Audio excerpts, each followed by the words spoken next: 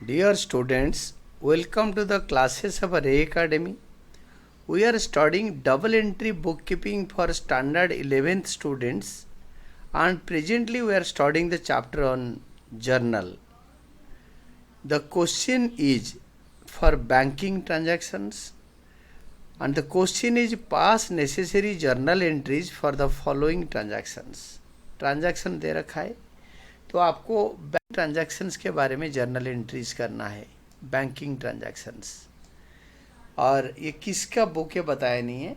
And हम लिखेंगे journal entries in the books of dash, the name of the person should be here. यहाँ पे जो business कर रहा है उसका नाम नहीं दे रखा है, इसीलिए ब्लैंक छोड़ दिया। Date particulars, ledger folio, debit credit लिखा, और यहाँ पे ईयर लिखना है। ईयर क्वेश्चन में दे रखा है, इसको कभी क्वेश्चन मार्क देना ही नहीं। और यहाँ पे रुपीज़ का सिंबल दोनों कॉलम में। फर्स्ट पॉइंट है डिपॉजिटेड इन बैंक। तो डिपॉजिट, बैंक में डिपॉजिट किया अप्रैल 1 में, क्या डिपॉजिट किया होगा कुछ बताया नहीं, तो कैश ही डिपॉजिट किया होगा। बैंक में बुक, कैलकुलेटर, साइकिल डिपॉजिट नहीं होता, तो कैश डिपॉजिट होता है। तो बैंक बढ़ रहा है, कैश घट रहा है। अकॉर्डिंग टू मॉडर्न मेथड, पूरे क्वेश्चन में आपको मॉडर्न मेथड में बताऊंगा और जर्नल मॉडर्न मेथड में कराऊंगा मॉडर्न रूल्स के हिसाब से। तो कैश बैंक दोनों एसेट है। Increase in asset is debited and decrease in asset is credited. Asset increase debit कर लिया, एसेट डिक्रीज क्रेडिट कर लिया। और बैंक में 30,000 रुपये डिपॉजिट करा, डेबिट क्रेडिट कॉलम में लिखा, नरेशन उसी को उतार दो। Being cash deposited into bank, at best cash ही डिपॉजिट करा होगा, कुछ बताया नहीं तो। देन अप्रैल 2 के बाद अप्रैल 3, कैश विड्रन फ्रॉम बैंक। तो यहाँ पे कैश बढ़ रहा है, बैंक घट रहा है। 10,000 रुपये बैंक से निकाल लिया, तो इसका रिवर्स हो जाएगा, एंट्री ऐसे हो जाएगा। यानी कैश बढ़ा, बैंक घटा, इसका reverse. Cash account debited to bank account. Increase in asset is debited, decrease in asset is credited. Being cash withdrawn from bank, ये ऑफिस यूज के लिए होता है। प्राइवेट यूज होता है तो ड्राइंग्स टू बैंक होता। तो अभी ये कैश और बैंक ये दोनों एसेट है। जो बढ़ रहा है डेबिट करो, जो घट रहा है क्रेडिट करो। जो बढ़ रहा है डेबिट करो, जो घट रहा है क्रेडिट करो। और अमाउंट कॉलम में 10-10 हज़ार लिख देंगे, आपको पता है। Then 7th, wages paid by cheque. Wages एक खर्चा है, खर्चा। तो इंक्रीज इन खर्चा is debited, increase in wages, increase in expenditure, increase in expenditure is debited. खर्चा बढ़ गया, डेबिट कर दिया उसको 7,000, wages account debited. We paid by cheque, decrease in asset is credited, decrease in asset is credited to bank account. Being wages paid by cheque. First page का totalling हो गया, इसको टोटल कैरिड फॉरवर्ड करो next page के लिए 47,000। Next page में brought forward 47,000। आपके 7 तारीख के बाद 10 तारीख, cheque received from Diwan 8,500, discount allowed 500। Cheque is deposited in the bank on same day. तो बैंक बढ़ रहा है, अप्रैल 10 तारीख को बैंक बढ़ रहा है।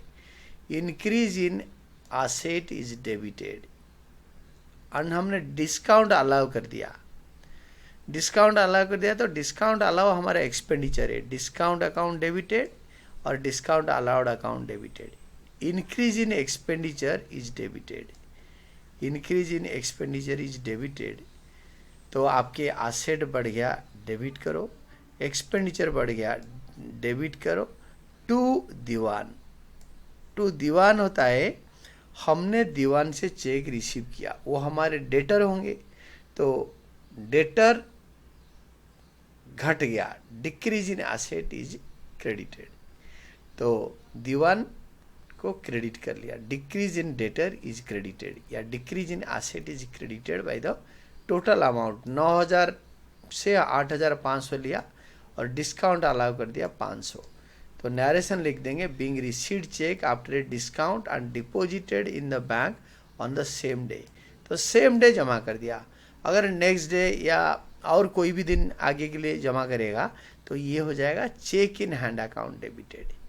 चेक इन हैंड एक चेक हाथ में रखा हुआ या चेक को हम रख लिया अपने ऑफिस में तो उसमें चेक इन हैंड डेबिट कर देते हैं, वो भी एसेट बढ़ जाता है।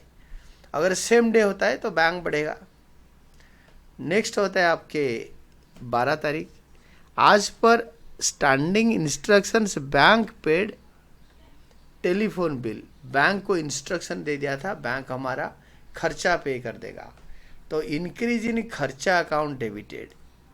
टेलीफोन एक्सपेंसेस खर्चा होता है, इंक्रीज इन खर्चा debited and decrease in asset is credited. Bank asset है, बैंक कम हो गया, 1000 रुपये पे कर दिया। हमने बैंक को इंस्ट्रक्शन दे दिया था कभी भी टेलीफोन बिल आए तो मैसेज आपके पास जाएगा, न्यूज़ आपके पास जाएगा, तो मैसेज आपके पास जाएगा, तो आप पे कर देना। तो बैंक वाले पे कर देते हैं, स्टैंडिंग इंस्ट्रक्शन होता है, वो पहले से बोल के रखे होते हैं। तो being bank paid telephone bill आज पर स्टैंडिंग इंस्ट्रक्शंस, उनको बोला हुआ है पहले से, तो इंस्ट्रक्शन दिया गया है तो पे कर देते हो। तो बैंक कम हो गया, decrease in asset is credited, increase in खर्चा इज डेबिटेड। इंक्रीज इन खर्चा, एक्सपेंडिचर बढ़ गया। 14 तारीख, Diwan cheque return by the bank आज डिजनर्ड।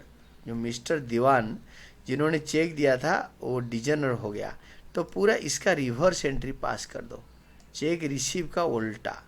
तो Diwan debited to bank account to discount allowed account, क्योंकि हमारा डिस्काउंट रिसीव्ड हमेशा क्रेडिट होता है और डिस्काउंट अलाउड जो हमने अलाउ किया था अभी फ़िलहाल कैंसिल कर देंगे, तो इसीलिए वो क्रेडिट हो जाएगा। और नरेशन देंगे, being received cheque after allowing discount and deposited in the bank on the same day dishonoured.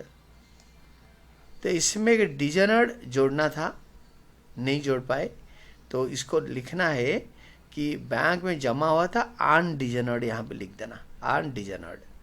तो सेम डे डिपॉजिट जो चेक हुआ था डिजनर्ड हो गया, तो इसका रिवर्स एंट्री पास कर देंगे कि दीवान हमारा वापस डेटर बन गया। Increase in asset is debited, decrease in asset is credited, decrease इन खर्चा इज क्रेडिटेड। जो खर्चा बढ़ गया था, डिस्काउंट दे दिया था, वो कैंसिल हो गया, तो खर्चा कम हो गया, तो डिक्रीज इन खर्चा is credited.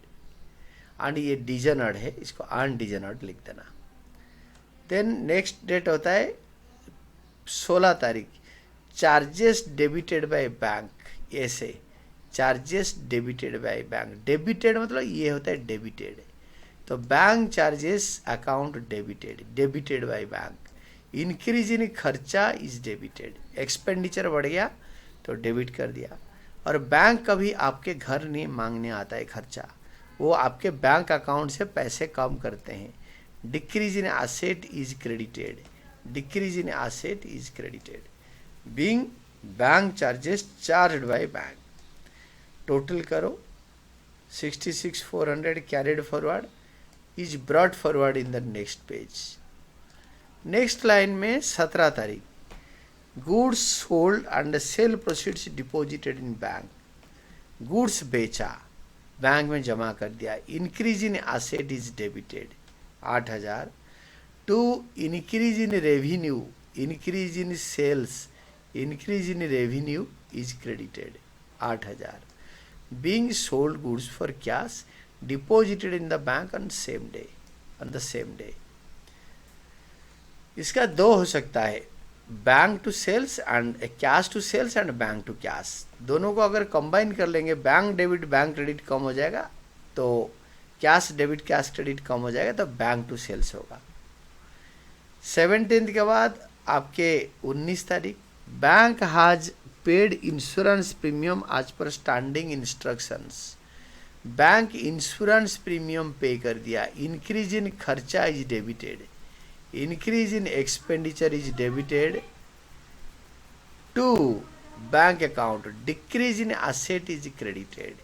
Being bank paid insurance premium as per standing instructions, उनको रिटिन इंस्ट्रक्शंस दिया गया है, या हो सकता है भरवाल भी हो, depends upon the relationship between the customer and bank. तो इनके इंस्ट्रक्शन के हिसाब से बैंक इंश्योरेंस प्रीमियम पे कर दिया 1800 रुपये।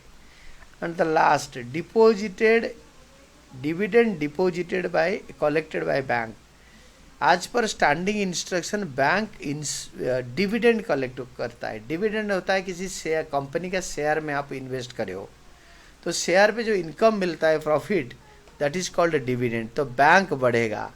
Increase in asset is debited on 25th, increase in asset is debited 2500 to credit increase in income to dividend account, to dividend account, to dividend account increase in income is credited, income को credit करो 2500 being dividend collected by bank, bank ने dividend collect किया और आप total करो journal को। Once the journal is total, दोनों side tally हो गया, के लिए एक्यूरेसी है, आपने डेबिट क्रेडिट अमाउंट ठीक से लिखा है। And this is all about your answer and explanation.